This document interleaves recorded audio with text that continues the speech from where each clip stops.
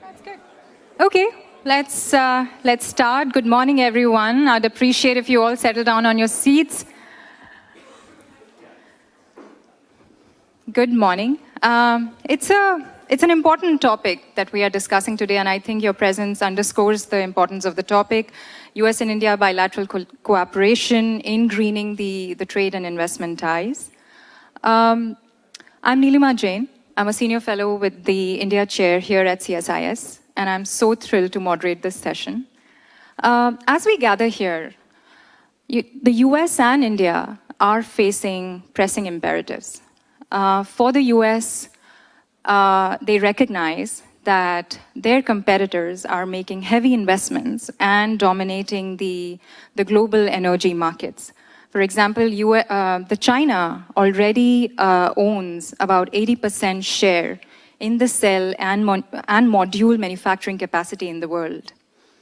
And I think they also recognize the need for more and more agile and strategic development and trade financing. Similarly, India, on the other hand, is looking to have a more sustained, high, and inclusive growth. It's crucial if it wants to become the global manufacturing hub.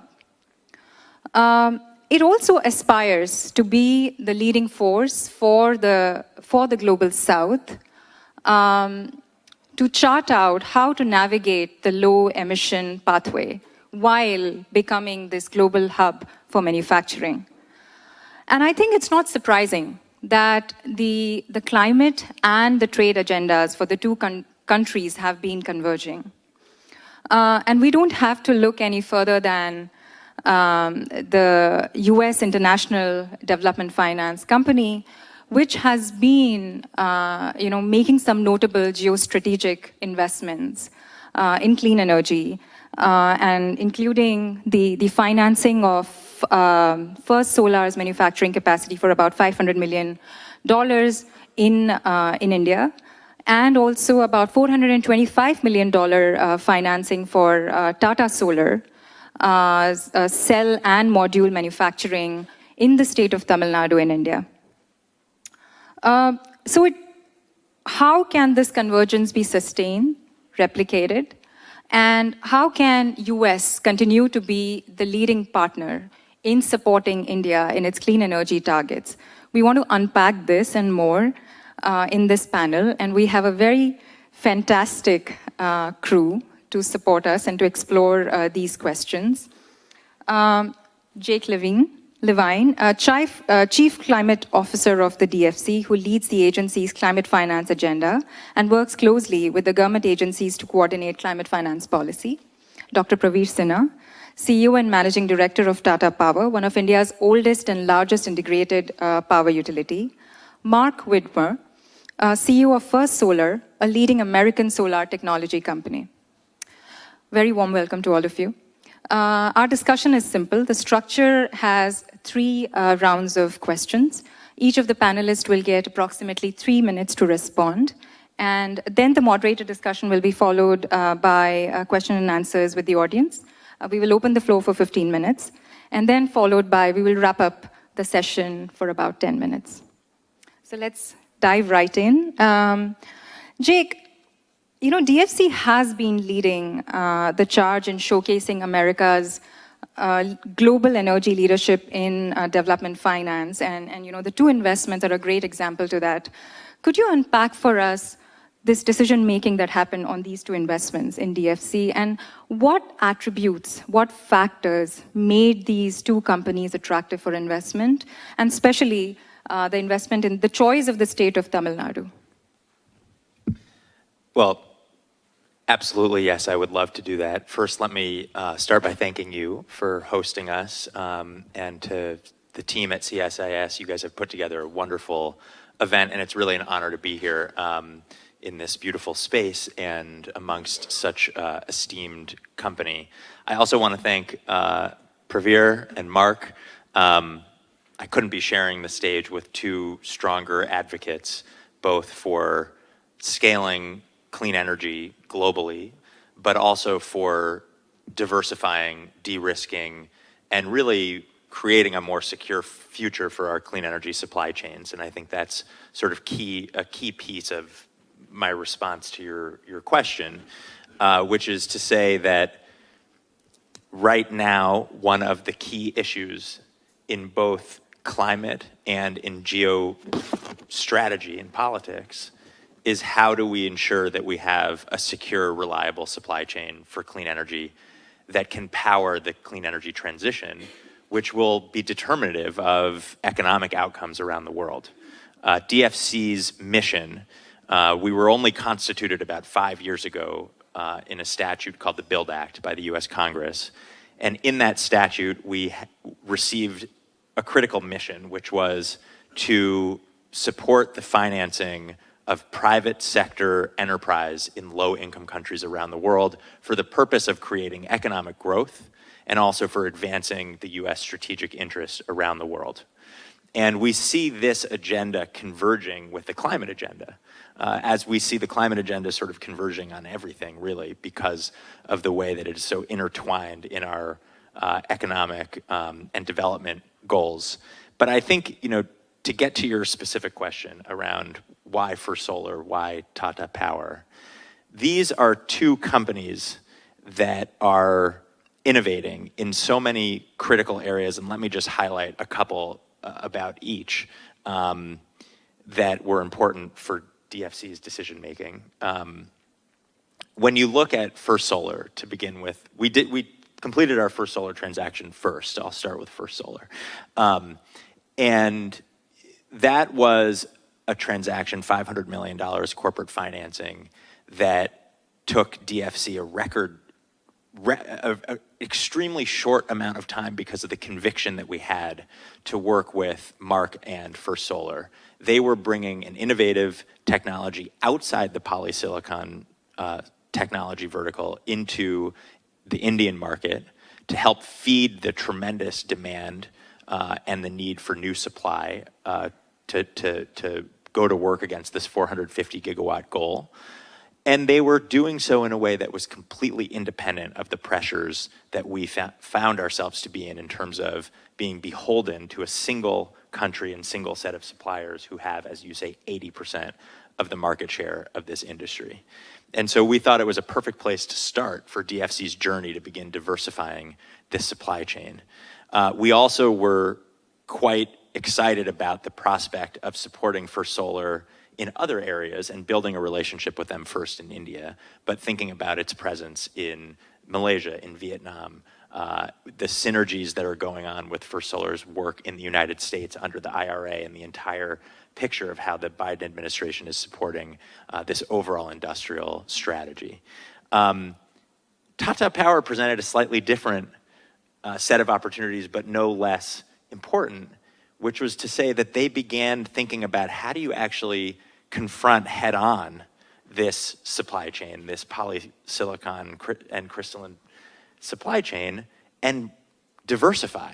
Now, they've begun with cells and modules, but we were compelled by the need to, number one, gain a foothold at the cell and module level where you could begin to diversify in a meaningful way at scale, and to use that foothold to think about not only, number one, moving upstream over time into wafers, ingots, polysilicon, as we now see happening in various markets around the world, including in the United States, but also, and Praveer and I had a chance to talk about this a little bit this morning, really excited about this, is thinking about the corporate strategic relationship of building a partnership with such an important company like Tata in India that is working to green and decarbonize and de-risk supply chains in the electric mobility space, in the industrial sector, in a whole host of areas that are critical to this theme of de-risking and diversification. There have been some wonderful surprises that we've also discovered along the way in terms of the empowerment of women in the workplace, and in terms of, I think, in both cases, the achievements that First Solar and Tata Power have made on environmental sustainability. And I'd be happy to get into those down the line, but I feel that I may have overstepped my 3-minute intro, so I'll stop there and want to say thanks again. It's very impressive to hear how holistic your approach has been on investment, and especially, I was reading about it, in terms of how this investment has encouraged participation of women in the local area to be part of the manufacturing capacity. It's very impressive. Dr. Sinha, as said by Jake as well, Tata Power has been at the forefront of India's clean energy transition. You've been consistently innovating. What role do you see for foreign investment compared to the domestic investment in driving your company's vision? And ultimately, in what role do foreign investments play in clean energy transition for India? Thank you, Nilima, and thank you, Jake, and the whole team over here who has given us the opportunity to come and speak. And thank you, CSIS and Rick, for having me for the first time to CSIS. It's exciting times, and I think the conversations that we saw early in the morning talking about the climate change and the relationship that is there between US and India, especially in terms of how do we transition the energy usage in the country. And to put it in perspective, India has a very ambitious plan, 500 gigawatt of non-carbon by 2030, and nearly 300 gigawatt of renewable that has to be set up in next 7 years. And when we looked at it a few years back, we said that we are an integrated power company. Even in the renewable space, we develop our own renewable projects, solar projects, we do rooftop solar, we do solar pumps. And it's very important that we have a supply chain which ensures that we do not have to depend on an outside country to supply us what we want to use in our country. And that's the time we started looking at it. If at that time, India used to import nearly 10 gigawatt of solar modules mostly from China, but also a small quantity from Southeast Asia. And if we have to transition and get into some 30 to 35 gigawatt capacity addition every year, it's very important that we become self-sufficient. And that's where we said that we'll set up a state-of-the-art solar cell and module factory. Incidentally, this was not something new for Tata Power. The first solar cell and module factory that Tata Power set up with PP was way back in 1992. Not many people globally would have believed that something like this will happen, but well, that was the time we thought we should have the leadership in thought and action, and went and set up the solar module and cell factory. But this was big. This was 4 gigawatt. This was actually now 4.3 gigawatt. And what we were trying to do was not only to cater to our own captive requirement, but also to see that how we can supply to others within the country, other utilities, other developers, but also to see if we can do some supply outside the country, especially to US. And we have been in touch with many of the partners over here to see if we can supply some of these modules in US market and establish a very solid supply chain linkage so that we cooperate and collaborate to bring the best technologies to other partners globally, especially to US. Our partnership with the DFC has been very unique because that gave us the opportunity to showcase that how development initiatives are not just local programs, but it is also cross-border. How do we get partners across the world who believe in the same philosophy of transition, who believe that we have a common agenda and a common goal of bringing universal access of energy. We did hear Andrew Light talking about that it's not about just doing some of the things in India, but it was also about doing things in places where universal access of energy is not there. we are looking for opportunities that how we can reach out some of these solutions. And mind you, these solutions have to be affordable solutions. They cannot be very expensive solutions. In sub-Saharan Africa, where again, energy poverty is there and people do not have access. So I think we are looking at it in a very, very holistic manner, not looking at very myopic, just India-centric, but also looking at how do we cater this technology and this manufacturing facility that has been created to cater to other global markets also where there's a necessity of a product and people are looking to have a wider choice of supply chain rather than getting concentrated to one country. You mentioned about the diversity that we had. When we set up the plant, we thought that we need to be a little different than compared to other places. And we took a very ambitious target that out of the nearly 2,000 operators, can we have women operators? And today we have more than 80% of the operators who are women operators, and they come from nearby areas. And all of them are absolutely raw in the sense they were not earlier doing any job like that. So we had the added responsibility of training them right from safety to operation to technology, and then making them operate these plants. And today, our module plant is operating at 100%, and thanks to the women operators who are working over there. So I think when we create these new facilities, it's not just creating a manufacturing, but how do we create an ecosystem where you get partners from different areas and who can make a difference to the lives of the people over there. No, thank you. That's a great example for a just development-led growth. So kudos to both of you. Mark, First Solar, again, has been a global leader in solar technology with over 25 gig of modules being exported across the world. Have I got the number right? Yeah, that's right. Okay. So how does India fit in your global vision? And do you have one or two advisors for people, for global supply chain OEMs or global companies who are looking to invest in India? How can they leverage local supply chain and local talent? Yeah, first off, pleasure to be here and with this panel. It's great to share some insights and perspectives around the opportunity that's in front of us, because I'm very excited around India as an opportunity and globally how it can play into the long-term opportunity this industry has, which we're still very much in the early innings. When you think about India as a market for us and an overall attractiveness, first off, I'll start off with a standpoint of it had a great strategic vision, right? It had an intent. It knew exactly what it was trying to do. It was aspirational. It was setting goals for its own long-term energy independence and security, what it was trying to aspire to. And then it also established a policy environment that it enabled you to have confidence to make the investment.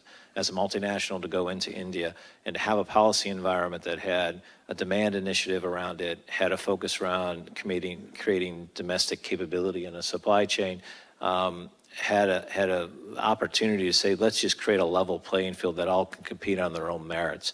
And then when you look at the ease of doing business, the other thing that we were very happy with is that the ability to do business in India over the last decade or so has changed dramatically. So to make this investment, and for us, it was about a $600-700 million investment, of which $500 million was obviously through our partnership with DFC, that was used to fund that, but a meaningful investment, and you have to have confidence that you have the ability to get a return on that investment. And then you couple that with, well, what is our overall strategy and how do we differentiate ourselves? And we'll refer to them as our points of differentiation. One is we're a vertically integrated manufacturing process. So within the four walls of a production facility, we make everything, right? There is no other dependency of a supply chain other than what happens within the four walls of the factory, but for our bill of material. So we needed to find good, high quality local partners for our glass, as an example, for our frames, which are steel and steel partners that we have, and for some of the other basic bill of materials. And we were very happy with those types of partnerships that we've been able to establish in India, and almost to a point of a sponsorship. We've developed deep relationships with our partners, like Saint-Gobain, who's our glass supplier, who's been in India for about 50 years and really become a sponsor for us within the market. We work very closely with TVS, which is another large company that's got a 100-year history in the state of Tamil Nadu, and that we've leveraged their capabilities and learnings to help us, right, as kind of a mentor for us. And those are really invaluable relationships, and to enable a company like First Solar to come in to India and then to achieve its long-term commitments and objectives. Then it was the talent of the workforce. I mean, I've got work to do because we only have about 40% of our associates are female. 80% is phenomenal. But the talent and the skills that we've been able to see in India is beyond any of our expectations, of which we'll continue to leverage that on a global basis to the engineering skills in particular. We're starting up factories in Alabama and Louisiana. We're leveraging those associates to come over and help start those factories up as well, because there's that kind of deep talent and capability and passion that we've been able to see in the associates that we've hired. So what I would say is, for any other company that was aspiring to make a significant investment into India, is to develop deep partnerships and relationships with the local communities and those that have been there before you, and ultimately try to evolve to a point where you're looked upon as an Indian company. You don't want to be looked upon as a foreign entity. You want to be looked upon as if you're part of India's economy and its overall partnership, and you're enabling their long-term strategic intent. The state of Tamil Nadu, I think, is trying to increase its GDP. Right now, it's about 350 million or so, billion, excuse me, and they want to get to 1 trillion. They have a real strong interest of attracting more foreign direct investment. And they're going to do what they can to help ensure that long-term success. And so I think now is probably the best time. Prior to my current company, we put a factory in Pondicherry about 20-some years ago. And I can just tell you that it's changed dramatically to where it is right now. And so there's probably no better time for a multinational to make a decision to invest in India right now. That's great, great message. Thank you. Just one point. The construction of your factory was done by Tata Projects, which I chair. That's convergence right there. I want to, dive deep into some of the challenges and opportunities, right? So, Jake, do you anticipate, or what challenges, immediate challenges, you anticipate in financing and investments that one would make in India?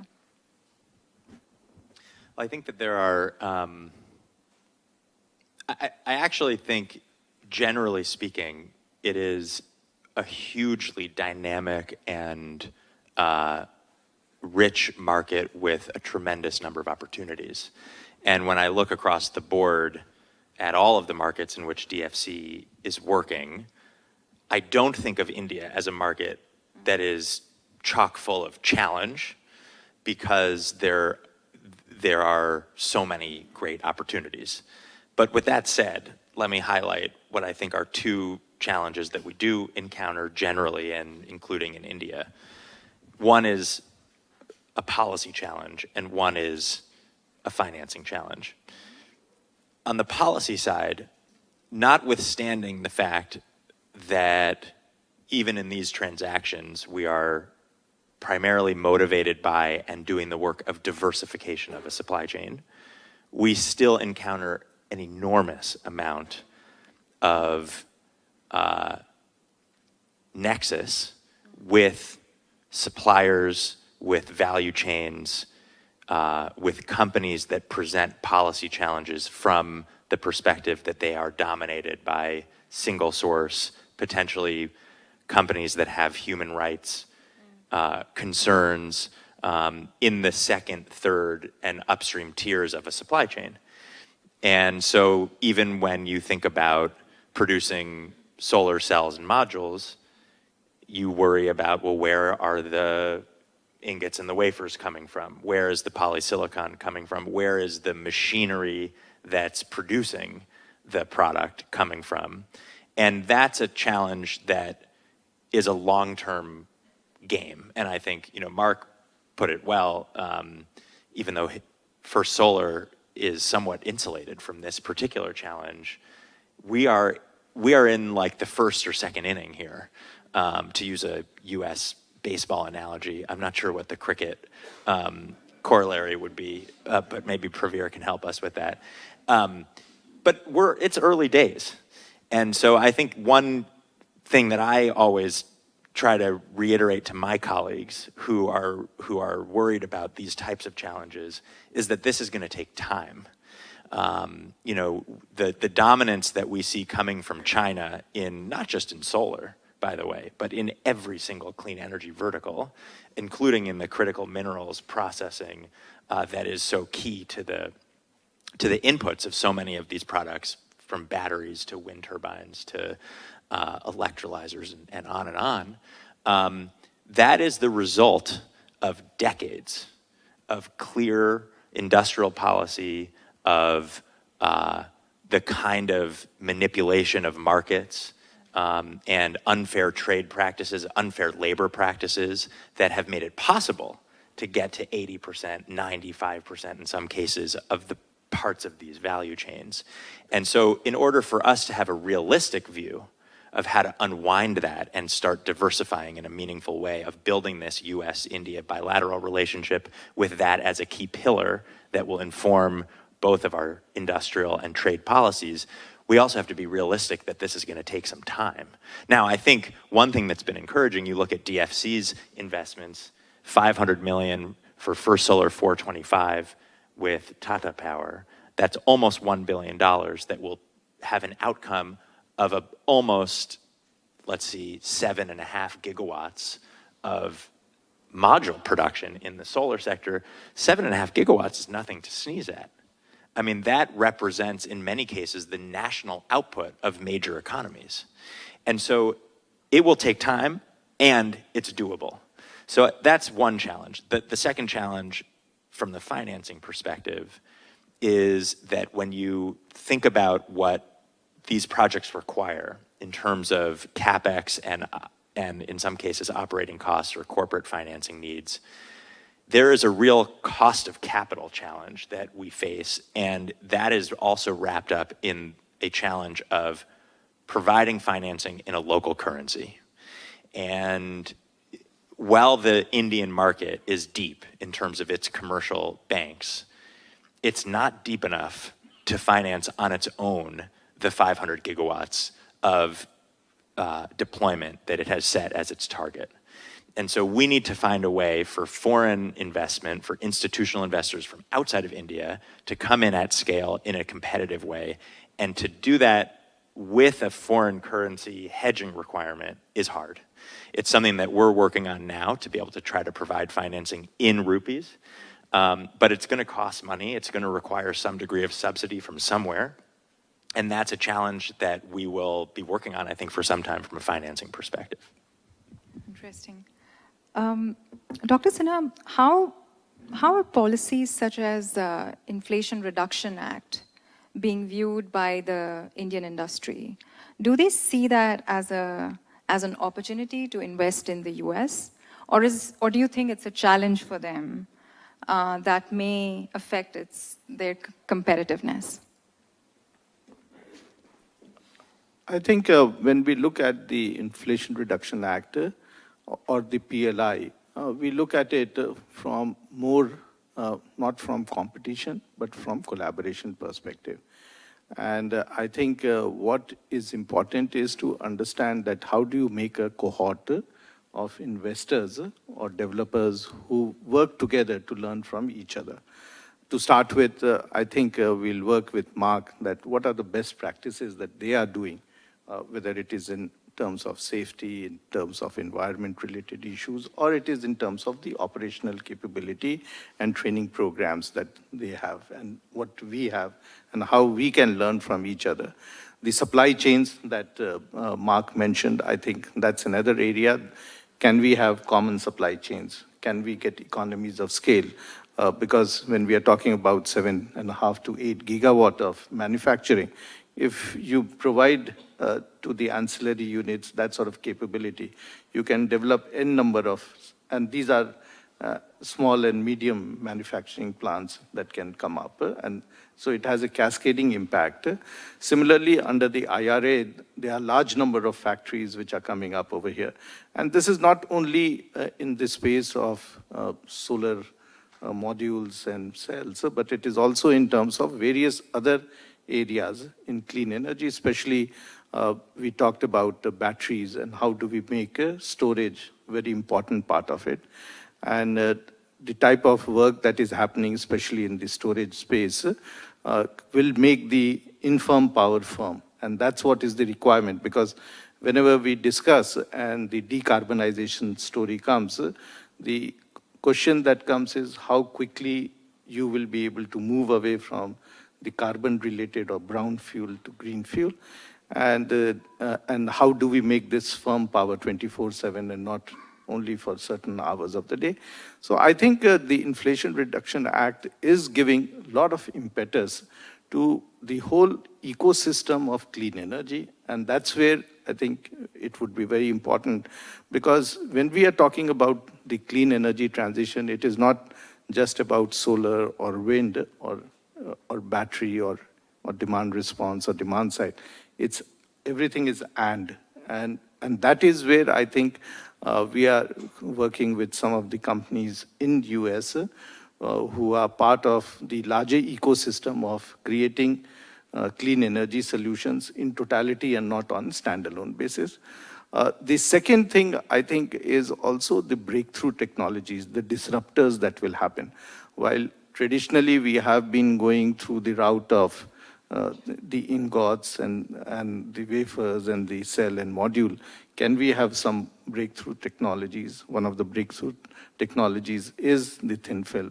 Can we have peroxides? Can we have organic? Can we have other alternate materials which can help us to look at a manufacturing process which is much smarter, much simpler, and also low cost.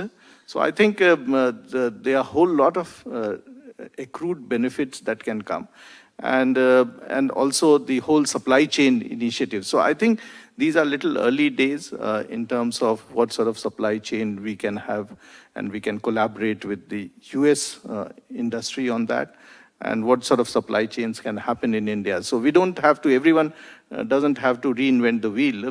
We can work with each other and leverage so that we become more efficient and more economical. Excellent. So the bottom line is that IRA is an opportunity for Indian industry.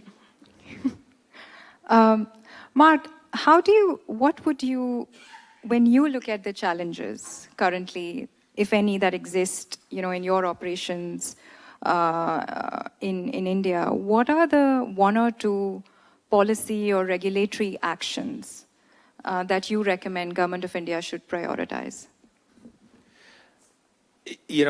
First off, when I look at, I used to even say before IRA, when you really want to look at who's getting it right from a policy standpoint, and we mainly focus on three primary markets, Europe, US, and India. India was a leader, in my mind, as it relates to their policy and how they were thinking longer term of creating a domestic industry, right, that could align in terms of its longer term strategic objectives that it was, targeting. And so I think from a policy environment, India has been a leader. And then the U.S. caught up with IRA, and Europe, unfortunately, is still really struggling, trying to figure out a really enduring policy that companies would be comfortable making meaningful investments in the European Union at this point in time. What I would say India needs is consistency. We've seen, the policies already at times, and it's not unnatural when you're looking at kind of this transition that you're trying to make, somewhat decoupling yourself from your historical PV supply chain and trying to create your own domestic capabilities. There's that evolution can be a little bumpy. And, so one of the policies that India had, they had both trade and non-trade policies, and they had the approved list of module manufacturers. which was another way to basically address certain technology to make sure that it meets minimum standards that would allow it to be utilized in the India market. And they basically gave a moratorium similar to what we unfortunately did here in the U.S. for a period of time. When we determined that there was circumvention in Southeast Asia, we gave a 2-year moratorium, right? Even though the rule of law said that, they were circumventing and they were competing on an unfair playing field, but we allowed it to continue for a period of time. I mean, India had done something very similar with its approved list of module manufacturers. It basically gave a moratorium on that. Now it has put that back in place. So that's very, very positive, because you've got to stay committed. You've got to have an intent, and you have to stay committed to it, because otherwise people will be gun shy around making those investments, because if the policies aren't enduring and predictable and stable, our factory, and I will give Praveer and his Tata projects a lot of credit, because we got our factory up and running in less than 24 months. And with Tata projects helping lead that way, but it's a 24-month journey. And it's in a timeline for a payback against that investment that is going to be 10, 12, 15 years, right, is what you'd expect to have against that investment. It has to be enduring, the policy environment. So I think the one thing is be transparent, stay committed to the policies, and then allow the natural evolution to take place, because it will happen. If you have a stable, predictable environment, it will be enduring. If you don't, you're going to get a lot of people either not willing to commit, or people will change their direction because of the uncertainty of the viability, the enduring aspect of the policy environment. I'll dive into the third round with a common question, and then we can open the floor for Q&A. What clean energy areas or sectors hold the most promise in the next 3-4 years for US and India collaboration? Jake, we'll start with you, and then Dr. Sinha and Mark.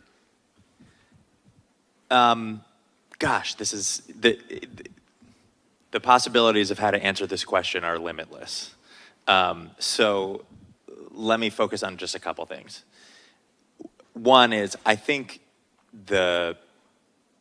we will see an enormous amount of deployment and innovation in India and in partnership between the US and India in the clean energy sector, and in a range of mitigation technologies ranging from solar to wind to electric vehicles. I think, and I don't want to be overly repetitive here, but I can't underscore enough how exciting the partnership on the production and the manufacturing of the supply chain is for these types of technologies and projects.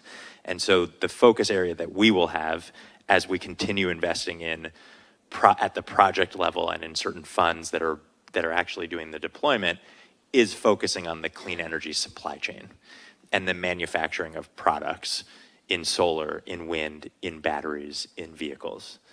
That's one. But the other thing is, and I think that this is an area that is unique to the US-India relationship and unique to the kind of innovation that we're seeing in the climate sector in India, which is also a response to the needs and the impacts that are already being felt, is what is happening on adaptation. And especially in rural and ag-focused parts of the Indian economy. I want to mention one thing that DFC had nothing to do with, but which was quite impressive that I noticed last week, which was that during one of the many record heat waves that has occurred in the last month or so around the world, there was a payout which was engineered by Swiss Re, by the Center for Resilience, and the I'm blanking on the organization in India. It is the SEWA, Women's Alliance, SEWA, thank you, that essentially achieved a first of its kind parametric insurance payout, which was triggered by a certain temperature reading, which then created automatic payments to women, in particular farmers, who then received a deposit in their bank account that allowed them to make certain choices about whether they were going to continue to work that day, whether they were going to go home and rest and stay cool, about whether they were going to send their kids to school. That kind of choice is a gift. And it's unfortunate that in certain markets and certain places, it's not available all the time and it costs money.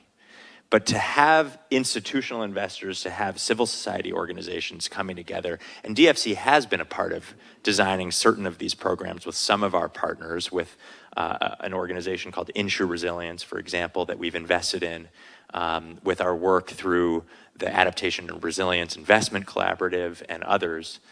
But this was a remarkable example of innovation, and also remarkably and badly needed.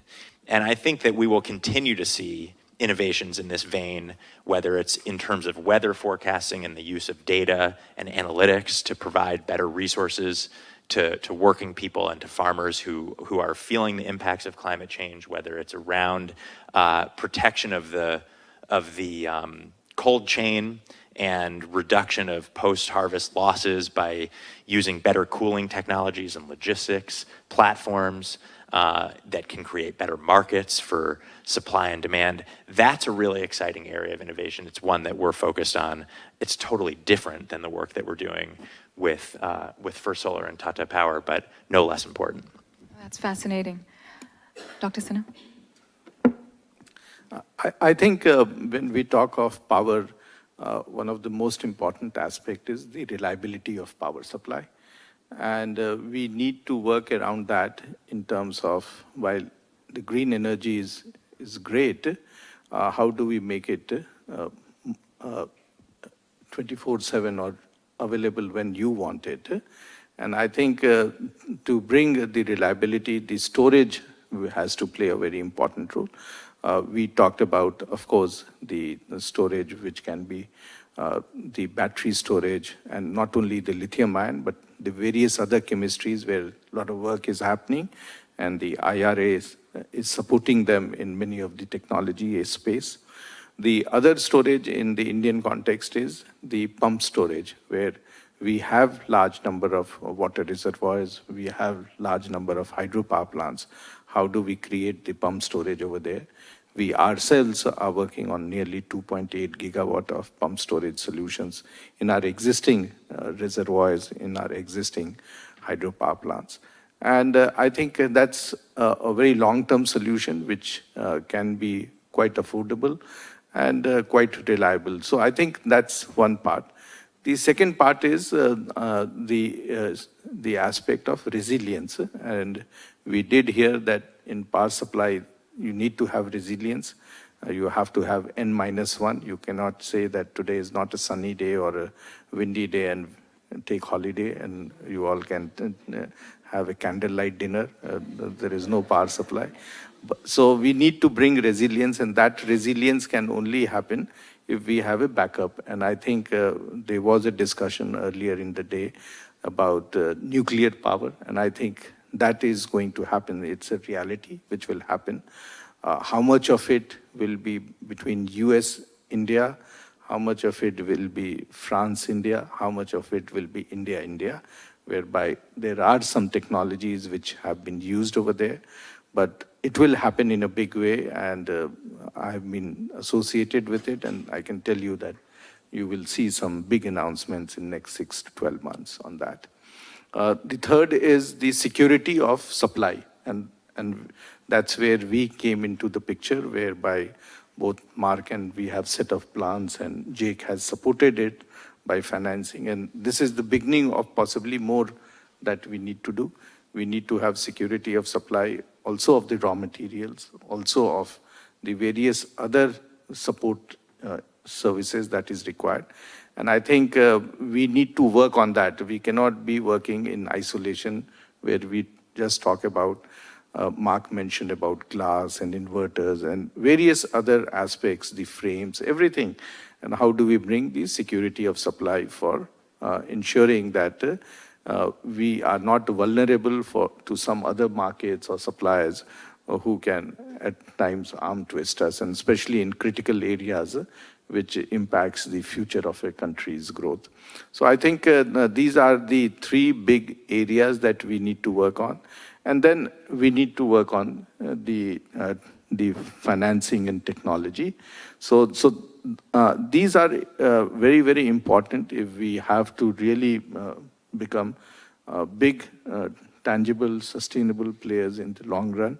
And I think the type of work that is happening and the various platforms which have been created between US and India, I think all of them are working towards that how do we develop solutions which are not one-off, but can have very strong foundation for the future growth of the country.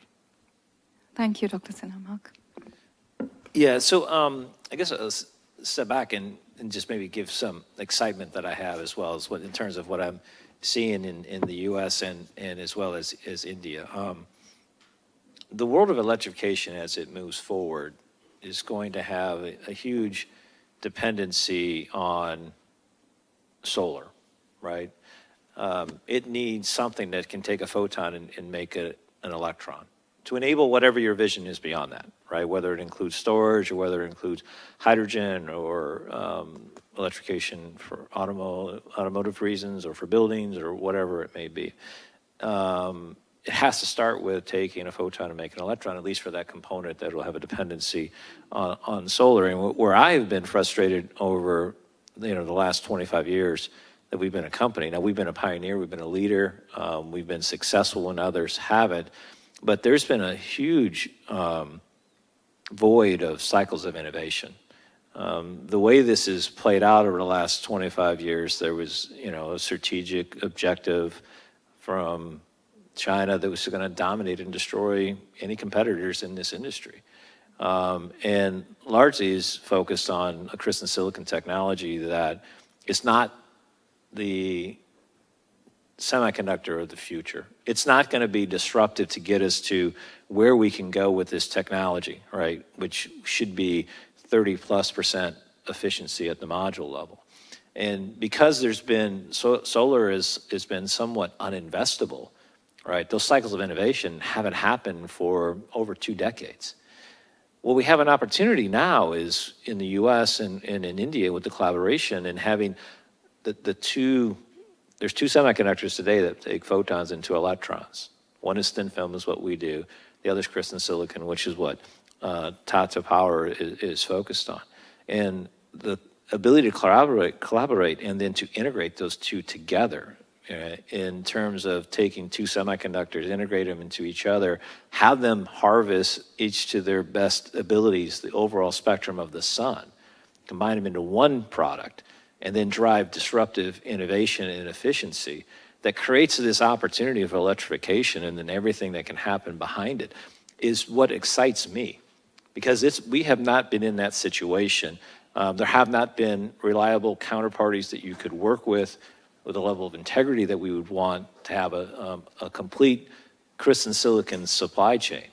And now that possibility is there in the US and as well as India. And that to me is what excites me. And I really do believe as we exit this decade, we will have a tandem technology in the market, multi-junction, thin film, which could be CAD-TEL-R thin film or next generation thin film such as perovskites, with a crystalline silicon bottom cell that'll be 30+% efficiency. And that can really change the world. So that's what I'm excited about. I think there's a real opportunity here that has not existed for 2 decades that can really move this industry forward. And the US and India are going to be technology leaders. When I see at the end of this decade, yes, today China controls 80% of the supply chain at least, in some parts 90, 95. We have an opportunity if we do this right as we exit this decade, it's going to be US and India leading the way. Exciting days ahead. All right, it's time for us to open the floor. Please raise your hand and I'll cue you up. Please kindly mention your name, your affiliation, and keep your question brief. Yes.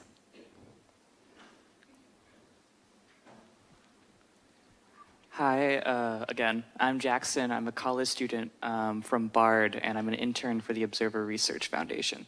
So I'm curious, how effective do you think government financing is for sustainable development projects in India's neighbors in terms of spurring domestic and capacity building? And do you see these markets as a major destination for growth for Indian companies in terms of their foreign, I guess, footprint? Whoever wants to take the question. I think there is, especially in the neighboring countries, there is an opportunity. World Bank and some of the other development banks have been there. Asian Development Bank has done financing. These are typically, again, the solutions depending upon what are the natural resources.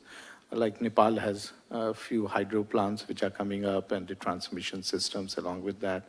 Bhutan has hydro plants which are coming up. So I think every country decides the type of solutions that they would like to have. Bangladesh has a lot of work happening on gas as well as on the transmission systems, and microgrids in Bangladesh are very popular. So each of these countries develop their own agenda, and those plans are getting implemented. We also have seen now that there is a regional grid which is connected between Bhutan, Nepal, and India. So there is a both side flow of power that takes place. In winter time, the flow of power takes place from India, and during summertime, it comes from these hill stations, from these hill countries. So I think there is a great amount of synergy that can happen. And the way now one looks at all of them is, can we have a regional sort of arrangement between some of these countries? May I just add? Yes. Just one addition to that, which is really sort of about the underlying theory of change of government finance, I guess, because you had specifically asked about the potential for government finance. I think it is that if we are successful, we're putting ourselves out of business ultimately, right? Because we don't want to be in a situation where we're competing with the private sector. We would like to be in a position where we're catalyzing the private sector, where we're crowding in financing that wouldn't otherwise be available. We've seen that to be the case in many of the investments that we've made in the region. I'm thinking also, I had seen Anurag in here somewhere, and but I think he's gone now. We also recently completed financing on a major infrastructure project in Sri Lanka, for which there would not have been private financing available, but that's the kind of investment that will bring a whole ecosystem of trade and commerce into the region that will catalyze and stimulate private sector investment. So your question is a good one in addition to what is the regional opportunity, but what is the role of public finance? And I think our goal is to put ourselves out of business ultimately. The lady in the second row.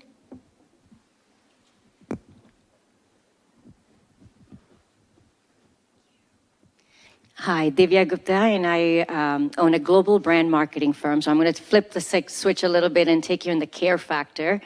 I'm a transplant from Orange County, California, so I've had the opportunity to work with global supply chain, USC, and clean tech. And what I've seen constantly is a care factor that's missing on the bottom line end user. And so I want to take you to the creative side a little bit.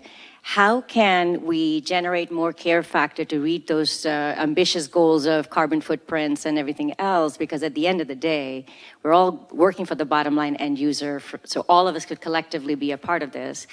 And having the opportunity to serve on many advisory councils for clean tech energy, I have access, I have resources, but not many do. So how do we create that access and resources for small to mid-sized businesses that we're able to generate more care factor? So, Who wants to give it a go?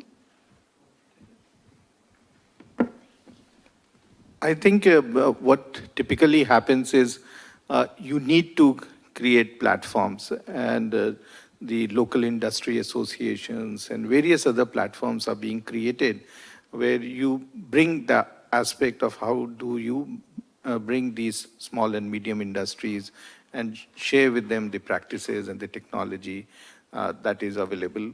Otherwise, today it is very difficult for many of them to reach out, and there are many new of these platforms which have been, in fact, there is a Young India platform, there is a women platform, as also for various types of industries. So I think there is definitely a way in which it can be done, but one can always improve upon them.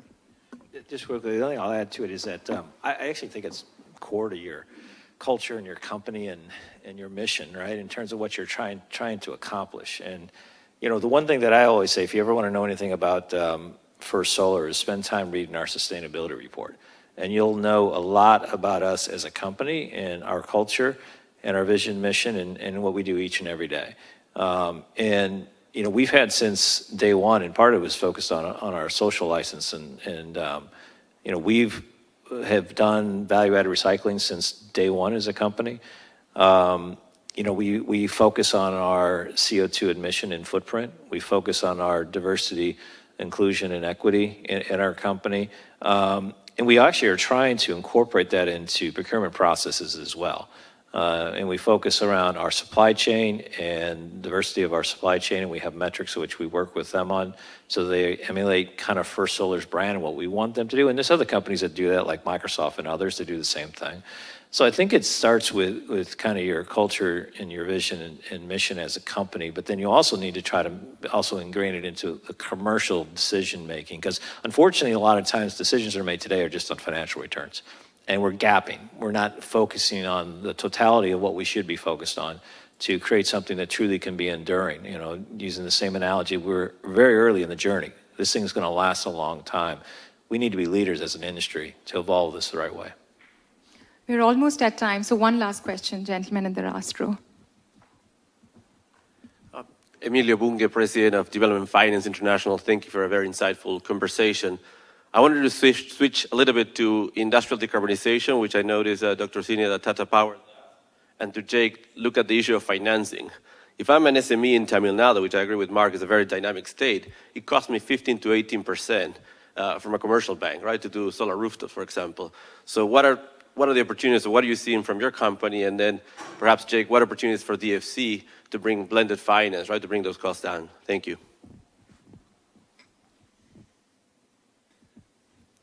Well, it's a great question. It's one that we're sort of deeply investigating in a number of different areas. You know, DFC, I mentioned earlier that we're sort of a newly constituted organization that had been built off of a foundation of two predecessor agencies, the Overseas Private Investment Corporation and the Development Credit Authority.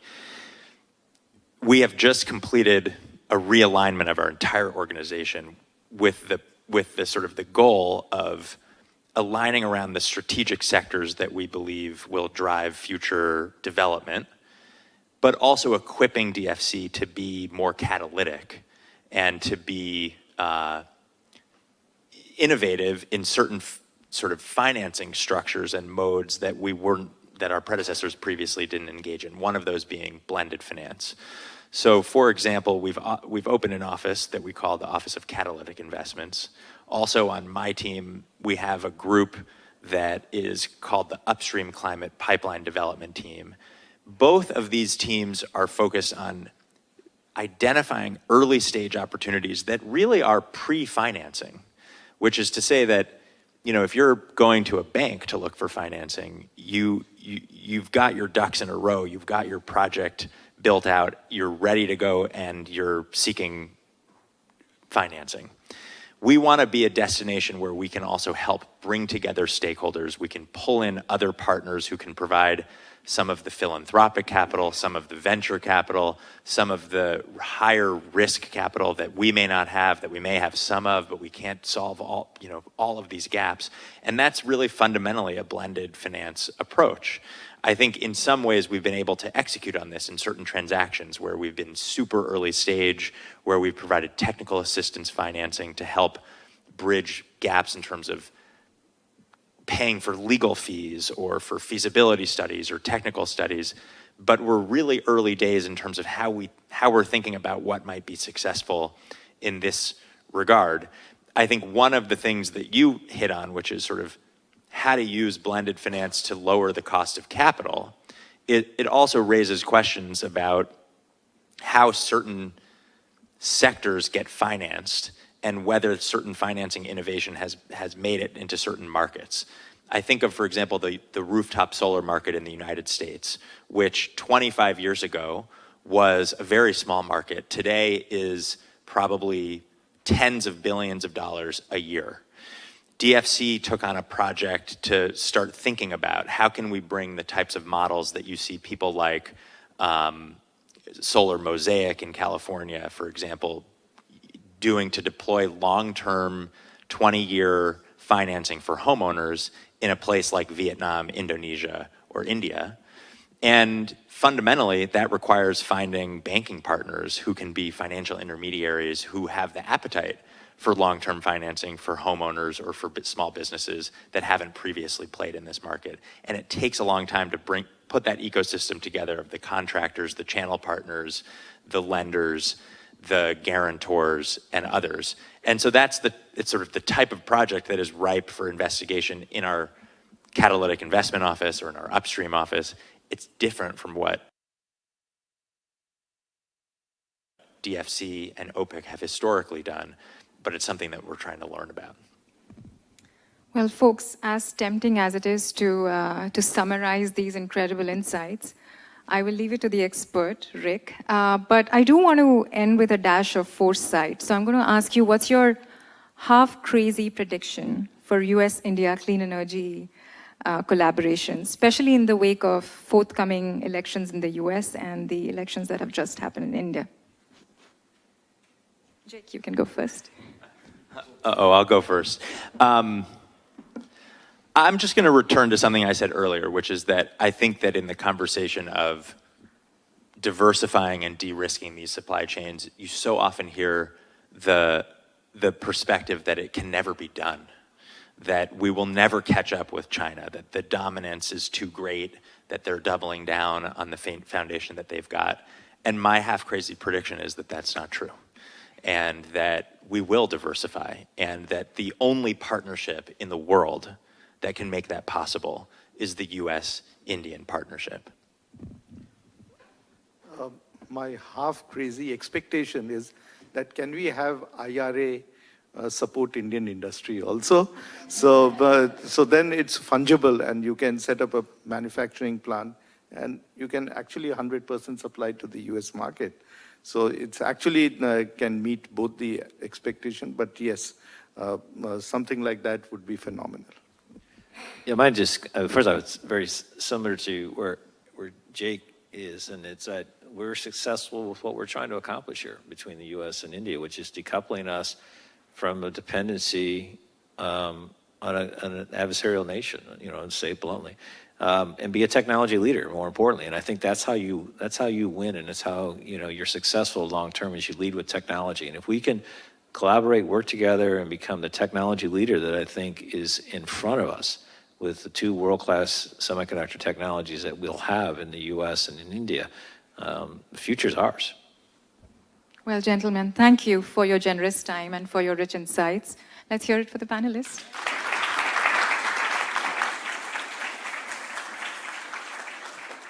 Rick, over to you. Thanks. I'll make it brief, so if everybody doesn't mind, remain seated for a second. Thanks again for a terrific closing panel. I think to be able to keep people around, of course, we all want to hear directly what the CEOs have to say. And for my long-term partner in crime and doing subnational climate work, Neelma Jain, so thanks for chairing the panel. Those that have been coming to these events for a long time, like me, 30 years now, you always have to have the same starting comments on how similar we are and things that bring us together. The world's oldest and largest democracies, common law, English.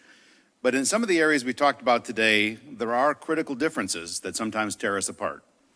We both want to see our trade deficits get reduced. We both want to see jobs being created for the United States to restore manufacturing and for India to build a vibrant manufacturing ecosystem for really kind of the first time. But if we look a little bit deeper, aided by heavy doses of capital, we can overcome these challenges and really make meaningful things happen. We called this a U.S.-India climate event on renewable energy, but we all know it's not. You know, as Jake kind of hinted, I mean, ultimately this partnership is going to drive good things that'll happen in the world for the next 75 years. So this was a U.S.-India conversation to be sure, but with global implications. And thanks everybody for coming. Cheers.